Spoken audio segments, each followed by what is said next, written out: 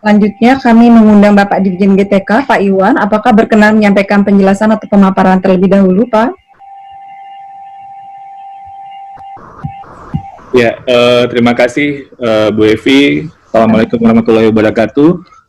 Waalaikumsalam. Sejahtera buat kita semua. Yang saya hormati Pak Hamid, Bu Katarina, Bu Evi, dan teman-teman wartawan semua. Saya mungkin cuma menambahkan dalam konteks ini mungkin dari interaksi dengan beberapa komunitas dan guru-guru juga di lapangan, bahwa masih ada kekhawatiran tentang tuntutan kurikulum yang mungkin dirasa harus dilaksanakan. Jadi dengan pembelajaran jarak jauh, baik itu yang tadi sudah Pak Hamid jelaskan, ada yang bersifat daring dengan berbagai macam pilihan yang bisa dilakukan, walaupun dengan luar jaringan gitu, dengan juga bermacam pilihan yang bisa dilakukan. Masih ada semacam kayak beban mental untuk menghabiskan, menuntaskan kurikulum seperti yang misalnya kalau sekarang tahun ajaran baru itu kelas 5 itu, dan mulai kelas 5 dan kemudian terus diajarkan sesuai dengan sequence yang seperti sebelumnya.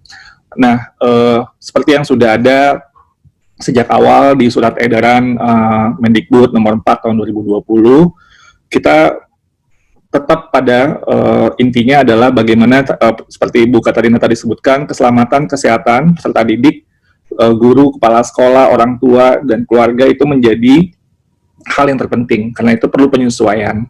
Kurikulum ini kita bisa sesuaikan sesuai dengan konteks yang kondisi anak-anak yang ada, dan juga konteks sekolah di mana dia berada dan apa yang memungkinkan dalam sekolah tersebut. Satu hal di sini yang mungkin bisa kita lihat mungkin dari ini hasil penelitian juga di dalam konteks global, bahwa untuk memulai tahun ajaran baru ini sangat disarankan untuk kita melihat atau mungkin sekolah atau guru-guru melakukan semacam assessment untuk melihat bagaimana murid-murid kita pada saat ini.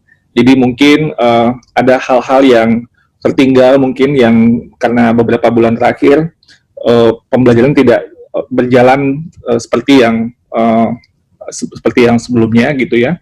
Dan kemudian assessment ini bisa untuk membantu guru-guru dan sekolah untuk mengajar sesuai dengan kondisi di mana anak-anak ini tingkat perkembangan pemahaman terhadap materi yang mungkin bervariasi juga. Ya, kelas 5 tadi mungkin ada anak-anak yang sudah agak tertinggal, atau mungkin sedikit tertinggal, atau mungkin yang masih bisa gitu untuk mengikuti sesuai dengan ekspektasi kurikulum tahun ajaran baru. Nah, ini perlu ada semacam diferensiasi bagaimana kita bisa membantu anak-anak yang berbeda dengan tuntutan atau kebutuhan belajar yang berbeda-beda. Ini yang mungkin menjadi sebuah catatan.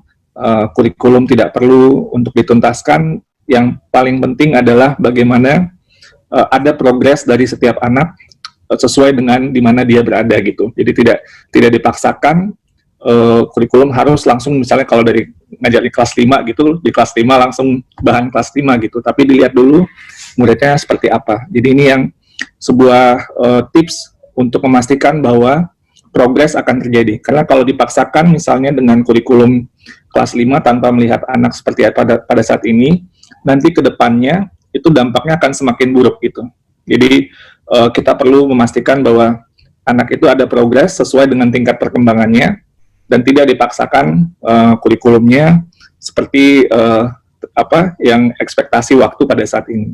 Jadi itu penting sekali supaya juga untuk menjaga progres momentumnya tetap ada kita, walaupun dalam situasi yang penuh keterbatasan. Mungkin itu saja dulu dari saya, Bu Evi, mungkin nanti bisa tanya jawab. Terima kasih.